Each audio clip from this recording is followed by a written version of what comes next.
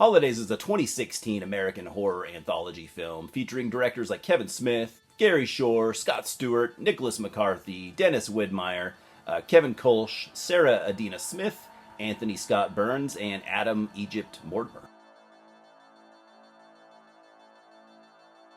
And the theme is, you guessed it, holidays. You get 8 segments, all based on different holidays in order. So there's one for Valentine's Day, St. Patrick's Day, Easter, Mother's Day, Father's Day, Halloween, Christmas, and New Year's Eve. I thought it was kind of funny that they skipped Thanksgiving, but whatever. And this had been on my radar for at least the last few years. Like, the different artworks I saw looked really cool. I love horror anthologies, and I was mostly intrigued by seeing Kevin Smith's name attached to this. I'm a fan of Kevin Smith, you know, even of his more darker horror stuff like Tusk and Red State, and I just had to see what, you know, he could bring to the table in an anthology like this. So after the opening credits and the title card, which was kind of underwhelming, I think that a better opening would have been cool, but I digress. Not a huge deal.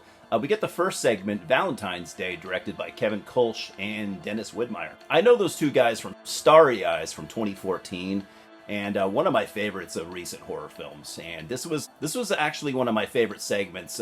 Not surprisingly, it's about an awkward girl named Maxine, and you know, she gets picked on at school, and she's obsessed with her swimming coach who needs a heart transplant. And Maxine actually has no lines here; she's completely silent. But I actually really liked her performance.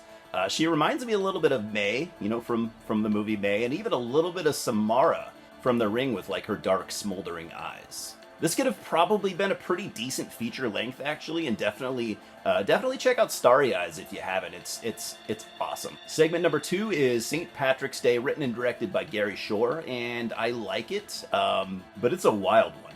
It's set in Ireland, and it's about a school teacher teaching her students about St. Patrick, and you know how he rid Ireland of all the snakes and whatever. I don't really know the story, sorry.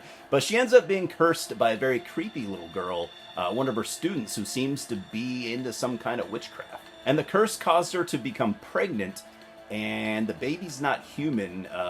It's actually a snake, according to doctors. So yeah, I did like this one. It's got a weird, like, pagan folk horror thing going on, and even though the end is kind of dumb, it's just weird enough for me to like overall. The third segment is called Easter, directed by Nicholas McCarthy, who I remember from directing The Pact back in 2012. That was kind of one that people were talking about. I remember thinking it was okay. This one is kind of a wild one. One of the stranger shorts here, actually, and it's weird in ways that I didn't really expect. Like, it's not great, but it's unsettling and odd. And it's about a little girl being scared the night before Easter about the Easter Bunny showing up, but her mom says that he's in cahoots with Jesus or whatever, so it should be fine. I found this to be kind of a stupid plot, since, I mean, what kid is afraid of a bunny? I don't know. At night she hears a noise, so she goes to check it out, but for some reason by herself. Spoiler alert, by the way, and it turns out to be a Jesus Easter Bunny hybrid thing, which is also kind of stupid. That said, though, it's unique and creepy, so I did kind of enjoy it. Next, we have Mother's Day, written and directed by Sarah Adina Smith, and it's about a woman named Kate, and she has a problem.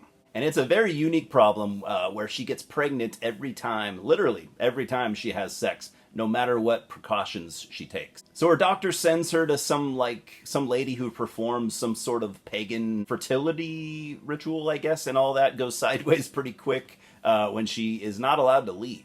And the clinic turns out to be some sort of like cult or witch's coven or something, and it leads to actually a pretty freaky ending. I thought this one was pretty good, even if the ending leaves you with some serious questions. Next, we've got Father's Day, directed by Anthony Scott Burns, who began directing with a Tron fan trailer in his career, which is, what a nerd. The segment, though, was really cool, and I believe my favorite probably of all of them, and it's very different from the rest. It's got more of like a bit of a modern indie horror vibe. It's got that kind of atmospheric slow burn feel, even for a short. Better cinematography than probably the others. It's a simple but effective and emotionally driven story about a girl who receives a package in the mail from her father, who apparently had died when she was a child. And inside the package is instructions via cassette tape, of course, to where she can find him so that they can be apparently reunited. And the actor that voices her dad is actually Michael Gross of Tremors fame. and he's really great here, not surprising. Unfortunately, my enjoyment kind of peaked here with this segment. The next two I wouldn't really like too much. The sixth segment is everyone's favorite holiday, I assume, and likely the one you would want to represent this film. But I suppose also the most used holiday in horror. Halloween, of course. I had pretty high hopes for this one. Not only is it Halloween, my favorite holiday, but it's directed by Kevin Smith. And honestly, and surprisingly, this was my least favorite segment here, and my biggest disappointment. It's about a dude who runs an online sex service thing. Okay. He has a handful of girls who work for him, and he's abusive towards them. So it's Halloween night, and it's slow. There's no customers. The girls ask for the night off, and the dude says no. And that's pretty much all as far as any other Halloween references go, which had me really confused. As for the rest of the story, goes into sort of a cyber rape and revenge thing that turns into kind of like torture porn minus the graphic shit. I guess this was supposed to be like maybe a girl power story, but it just wasn't good.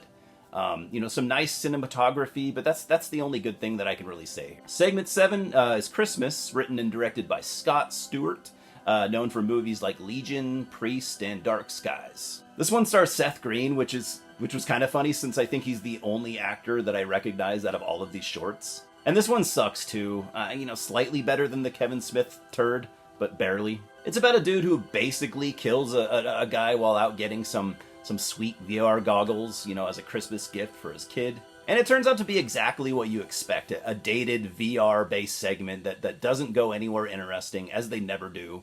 The eighth and final segment is New Year's Eve, directed by Adam Egypt Mortimer, director of Spectre Vision films like Arch Enemy and Daniel Isn't Real. This one is okay, actually, better than the previous two, but still just okay, and it's about a weirdo serial killer who meets his match when he meets a girl with some secrets of her own. So this was pretty solid overall, especially considering, some of the anthologies I've watched lately. I'm giving Holidays a 2.5 out of 4 stars. I don't think that any of the segments are amazing, but overall worth a watch at the very least. It's pretty decent. The 6th and 7th, were so lame to me that it was hard to, stay interested in the 8th. Although I did rewatch it, I watched the 8th segment twice, and I liked it a lot more the second time. So I think my favorite part about the film as a whole is that it takes some pretty big swings. And it doesn't always work, but I appreciate those swings being taken. Cheers, guys, and I'll see you at the multiplex.